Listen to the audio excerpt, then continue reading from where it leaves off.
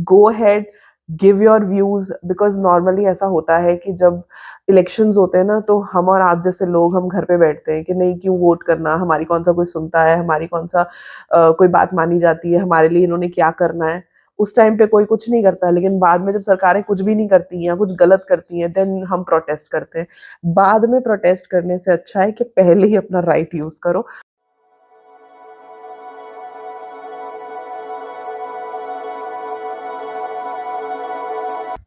Hello, welcome और welcome back to my channel. I am C S Jaspreet Dhanjal, और आज की जो वीडियो है वो बहुत ज़्यादा रेलेवेंट है हर उस बच्चे के लिए जो कल से बहुत ज़्यादा परेशान है रिगार्डिंग द पासिंग परसेंटेज। तो ऐसा देखा गया है कि एक बात जो है वो बहुत ज़्यादा सर्कुलेट हो रही है कि पासिंग परसेंटेज सी एस में 50 से 55% हो गई है। इस चीज़ के ऊपर बहुत सारे मेंटोर्स, इनफैक्ट सारे टीचर्स आपको क्लैरिटी दे रहे हैं। मैं भी आपको उसी के बारे में बताने आई हूँ कि इज इट रियलिटी और इज इट र्यूमर। ध्यान से वीडियो को देखना और सुनना और आपको समझ आएगा। सबसे पहले आपने आज क्या करना है, आपने आईसीएसआई के वेबसाइट पे जाना है। जाकर जैसे ही आप एक लेटेस्ट का आपको बॉक्स दिखेगा, जैसे ही आप लेटेस्ट पे क्लिक करोगे, सबसे फर्स्ट अनाउंसमेंट आपको दिखेगी, उसका नाम है exposure draft of ICSI strategic action plan from 2026 to 2030, right. और उसके आगे एक बात लिखी है, suggestions invited from stakeholders. तो अब ये है क्या? सबसे पहले ड्राफ्ट। ड्राफ्ट मतलब कोई भी चीज जो फाइनल नहीं है, अभी सिर्फ एक ड्राफ्ट की तरह है, आपके सामने रखी गई है, ठीक है। एक स्ट्रैटेजिक प्लान है कि आगे आने वाले 4 सालों में आईसीएसआई में क्या चेंजेस प्रपोज किए गए हैं।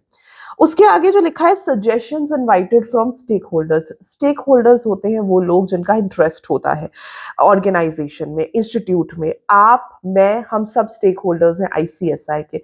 ये कोई ऐसी बात नहीं है कि उन्होंने कोई भी डिसीजन लाया और आपके ऊपर डाल दिया, और ऐसा कभी होता भी नहीं है, टू बी ऑनेस्ट। जब सिलेबस चेंज हुआ था तब भी ऐसा ही हुआ था, एंड एज अ मेंबर हमें मेल्स भी आई हैं कि आप जो है अपने सजेशंस दीजिए। अब आपने करना क्या है, आप जैसे ही इस नोटिफिकेशन को खोलेंगे तो सबसे ऊपर फर्स्ट पेज पे ही आपको एक लिंक नजर आएगा। इस लिंक पे क्लिक करके आपने अपने सजेशंस देने हैं अप टिल 8 ऑफ जनवरी।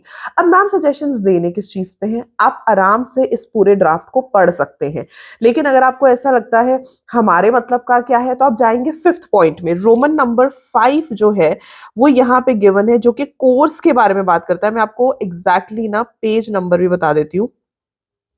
आपने जाना है पॉइंट नंबर 5 में। Point number 5 is on page number 13।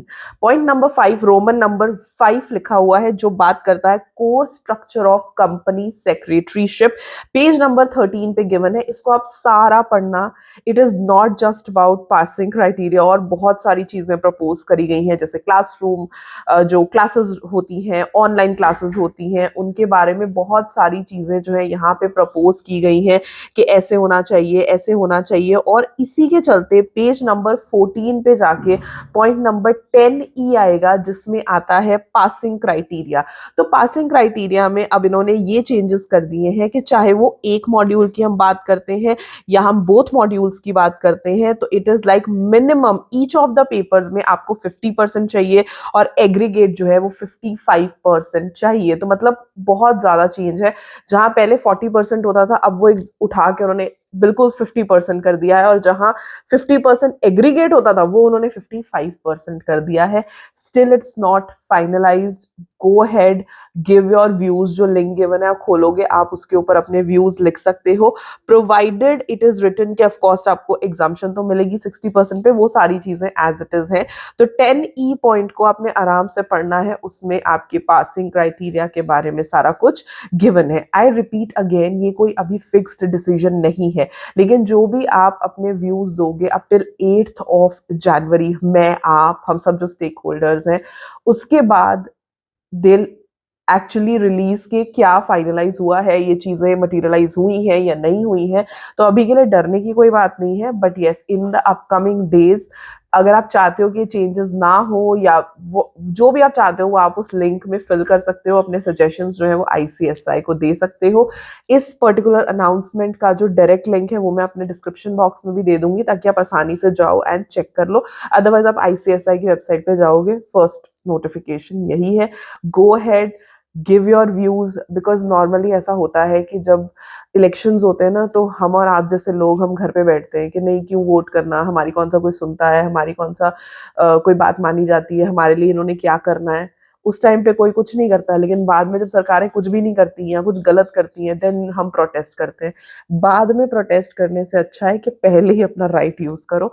तो इट इज बेटर कि आप जाओ और अपने व्यूज दो। For this you should encourage everybody. आप, आपके सारे फ्रेंड्स, आपके जो भी व्यूज हैं, पुट इट देयर, उस लिंक पे क्लिक करके जरूर अपने व्यूज दीजिए। और ऐसे ही इंपॉर्टेंट कंटेंट के लिए मेरे चैनल को सब्सक्राइब कीजिए। और 8 जनवरी के बाद जो भी डिसीजन आएगा उसके ऊपर भी मैं डेफिनेटली एक वीडियो पोस्ट करूंगी। So make sure this video reaches to each of your friends. You know, I would again say utilize your right. It is very much needed today. अगर आप चाहते हो कि कल आपके फेवर में फैसले हो. All the best. I'll see you super soon in another video. Till then, stay happy, stay blessed, and keep the preparations on. Bye bye.